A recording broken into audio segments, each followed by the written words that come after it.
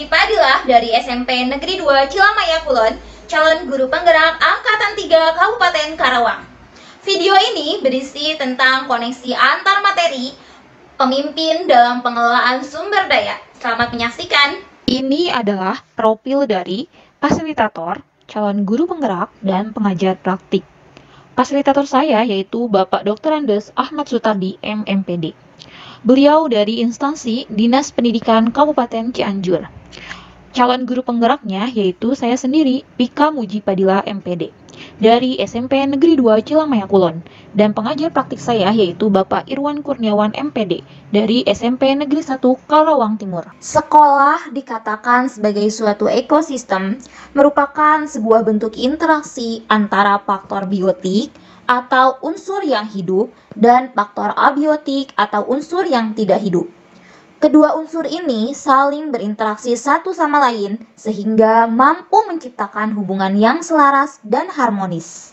Faktor-faktor biotik yang ada dalam ekosistem sekolah yaitu murid, kepala sekolah, guru, tenaga kependidikan, pengawas sekolah, orang tua, dan masyarakat sekitar sekolah. Sedangkan faktor-faktor abiotik yang juga berperan aktif dalam menunjang keberhasilan proses pembelajaran yaitu keuangan, sarana dan prasarana. Terdapat dua pendekatan dalam pengelolaan sumber daya, yaitu yang pertama, pendekatan berbasis kekurangan atau masalah. Pendekatan yang akan memusatkan perhatian kita pada apa yang mengganggu, apa yang kurang, dan apa yang tidak bekerja. Segala sesuatunya akan dilihat dengan cara pandang negatif. Yang kedua, pendekatan berbasis aset. Merupakan cara praktis menemukan dan mengenali hal-hal yang positif dalam kehidupan. Dengan menggunakan kekuatan sebagai tumpuan berpikir, kita diajak untuk memusatkan perhatian pada apa yang bekerja, yang menjadi inspirasi, yang menjadi kekuatan, ataupun potensi yang positif.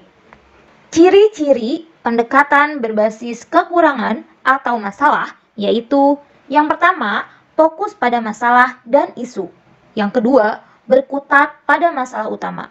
Yang ketiga, mengidentifikasi kebutuhan dan kekurangan, selalu bertanya apa yang kurang. Yang keempat, fokus mencari bantuan dari sponsor atau institusi lain. Yang kelima, merancang program atau proyek untuk menyelesaikan masalah. Dan yang keenam, mengatur kelompok yang dapat melaksanakan proyek. Sedangkan ciri-ciri pendekatan berbasis aset yaitu yang pertama, fokus pada aset dan kekuatan. Yang kedua, membayangkan masa depan. Yang ketiga, berpikir tentang kesuksesan yang telah diraih dan kekuatan untuk mencapai kesuksesan tersebut. Yang keempat, mengorganisasikan kompetensi dan sumber daya, aset, dan kekuatan. Yang kelima, merancang sebuah rencana berdasarkan visi dan kekuatan. Yang keenam, melaksanakan rencana aksi yang sudah diprogramkan. Terdapat 7 pemetaan aset atau modal utama, yaitu yang pertama, modal manusia. Yang kedua, modal sosial. Yang ketiga, modal fisik. Yang keempat, modal lingkungan atau alam. Yang kelima, modal finansial. Yang keenam, modal politik.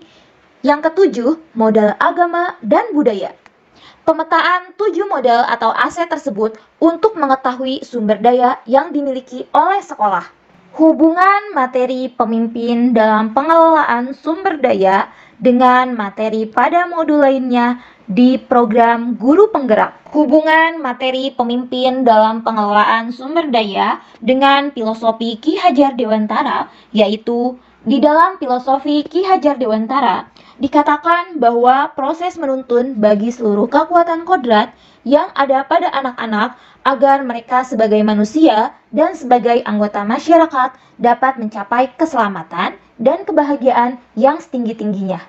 Hal ini berkaitan dengan pemimpin pembelajaran dalam pengelolaan sumber daya, di mana guru yang harus memiliki keterampilan dalam mengelola dan menggali kemampuan murid yang disesuaikan dengan kodrat murid, agar murid merasa nyaman dan bahagia dalam melaksanakan proses pembelajaran. Hubungan materi pemimpin dalam pengelolaan sumber daya dengan materi nilai dan peran guru penggerak, yaitu nilai guru penggerak mandiri, reflektif, inovatif, kolaboratif, dan berpihak pada murid, menjadi nilai positif yang digunakan untuk mengelola sumber daya agar tepat guna dan tepat sasaran.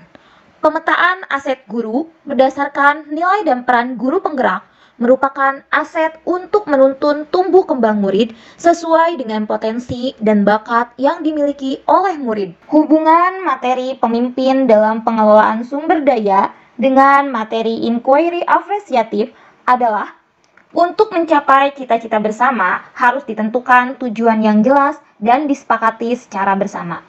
Setelah cita-cita bersama disepakati dalam sebuah visi sekolah, maka langkah selanjutnya adalah menyusun langkah pencapaian visi dengan melakukan pendekatan inquiry apresiatif melalui tahapan bagja dengan memperhatikan 7 aset utama yang dimiliki oleh sekolah. Hubungan materi pemimpin dalam pengelolaan sumber daya dengan materi budaya positif adalah murid menjadi aset utama yang ada di sekolah. Dengan melakukan pemetaan berbasis aset atau kekuatan akan berfokus pada hal-hal positif yang ada di dalam diri murid sehingga akan menumbuh kembangkan budaya positif yang mendorong terbentuknya lingkungan belajar yang nyaman dan kondusif. Hubungan materi pemimpin dalam pengelolaan sumber daya dengan materi pembelajaran berdiferensiasi adalah pembelajaran yang memberi keleluasaan pada murid untuk meningkatkan potensi murid sesuai kesiapan murid, minat, dan profil belajar murid. Pembelajaran berdiferensiasi tidak hanya berfokus pada produk pembelajaran, namun juga berfokus pada proses dan materi. Hubungan materi pemimpin dalam pengelolaan sumber daya dengan materi pembelajaran sosial dan emosional adalah pembelajaran yang dilakukan secara berkolaborasi dengan ekosistem sekolah. Proses kolaborasi ini memungkinkan ekosistem sekolah memperoleh dan menerapkan pengetahuan, keterampilan, dan sikap positif mengenai aspek kompetensi sosial dan emosional. Pada kegiatan coaching, guru sebagai kunci mampu mengeksplor berbagai solusi atas permasalahan yang dihadapi dan mengembangkan potensi yang dimiliki.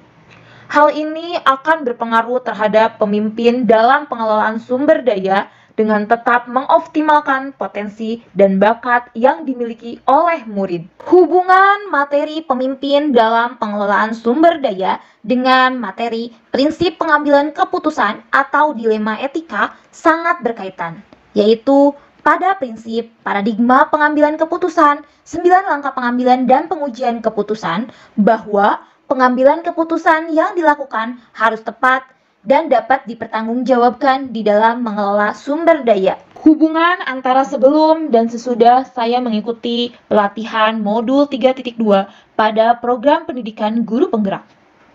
Sebelum saya mengikuti pelatihan, mindset saya berfokus pada masalah yang dihadapi, membuat program untuk mengatasi masalah yang dihadapi, memecahkan masalah tanpa berkolaborasi, fokus pada mencari solusi dan meminta bantuan orang lain.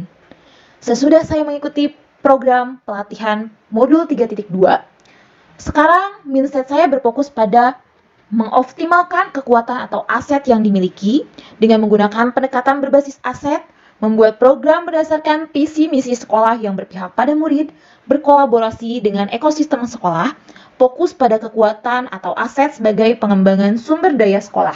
Kesimpulan, setelah mempelajari modul ini, perubahan mindset saya menjadi guru yang mampu menuntun murid menjadi lebih kreatif dalam memenuhi kebutuhan belajar, mengelola emosi, memiliki keterampilan coaching, mampu melakukan pemetaan aset, dan mengoptimalkan kebutuhan aset yang dimiliki sekolah.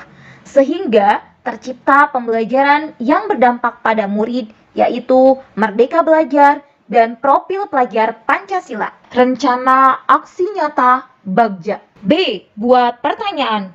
Pertanyaan pertama, bagaimana cara meningkatkan kepemimpinan murid melalui program yang berdampak pada murid? Tindakan yang akan dilakukan, berdiskusi dengan ekosistem sekolah, semua guru melakukan riset kepada murid dengan memanfaatkan sumber daya yang ada, menerapkan pembelajaran yang berdampak pada murid dengan memanfaatkan aset yang dimiliki. Pertanyaan yang kedua, bagaimana cara memotivasi jiwa kepemimpinan murid? Tindakan yang akan dilakukan memberikan tempat untuk murid belajar dalam mengekspresikan pendapat dan pandangannya. Ambil pelajaran. Pertanyaan yang berkaitan dengan ambil pelajaran. Apa manfaat dari kepemimpinan murid? Tindakan yang akan dilakukan melakukan studi digital sekolah dan guru yang sudah mengembangkan kepemimpinan murid sebagai referensi. Menerapkan kegiatan pembelajaran dengan memanfaatkan sumber daya yang ada di sekolah. Gali mimpi. Pertanyaan yang pertama, bagaimana harapan guru dalam menumbuh kembangkan jiwa kepemimpinan murid? Tindakan yang akan dilakukan menggali potensi dan bakat yang dimiliki oleh murid, memanfaatkan aset atau modal utama yang dimiliki sekolah dalam memaksimalkan sumber daya yang ada. Pertanyaan yang kedua, bagaimana harapan guru terhadap pembelajaran yang nyaman untuk menumbuhkan jiwa kepemimpinan murid? Tindakan yang dilakukan melakukan asesmen diagnostik kepada murid terkait harapan murid dalam melaksanakan pembelajaran yang nyaman sehingga akan menumbuhkan jiwa kepemimpinan murid. Jabarkan rencana. Pertanyaan yang pertama, bagaimana rencana yang perlu dilakukan dalam menumbuh kembangkan kepemimpinan murid? Tindakan yang akan dilakukan koordinasi dengan kepala sekolah selaku penanggung jawab dan sebagai pendukung dalam kelancaran program yang akan dilaksanakan. Koordinasi dan kolaborasi dengan guru dalam merancang program yang akan dilakukan. Melibatkan murid sebagai pelaksana program dalam mengemukakan ide atau pendapat, memberikan kesempatan dalam menggali potensinya. Pertanyaan yang kedua, bagaimana evaluasi yang akan dilakukan sebagai perbaikan terhadap rencana yang akan dilakukan? Melakukan evaluasi terhadap kegiatan yang telah dilakukan sebagai bahan perbaikan di masa yang akan datang. Atur eksekusi. Pertanyaan yang pertama, siapa pihak yang terlibat dalam kegiatan untuk menumbuh kembangkan kepemimpinan murid? Tindakan yang akan dilakukan, pihak yang terlibat program dalam menumbuhkan kepemimpinan murid adalah kepala sekolah, guru, tenaga kependidikan, dan murid. Pertanyaan yang kedua, kapan waktu untuk memulai kegiatan dalam menumbuh kembangkan kepemimpinan murid? Tindakan yang akan dilakukan mulai dari sekarang dan dimulai dari hal sederhana di lingkungan terkecil dengan memaksimalkan potensi dan bakat yang dimiliki oleh murid. Itulah paparan dari saya tentang koneksi antar materi pemimpin dalam pengelolaan sumber daya. Semoga video ini bermanfaat untuk kita semua. Apabila ada salah kata, mohon dimaafkan. Wassalamualaikum warahmatullahi wabarakatuh. Guru Penggerak Indonesia Maju.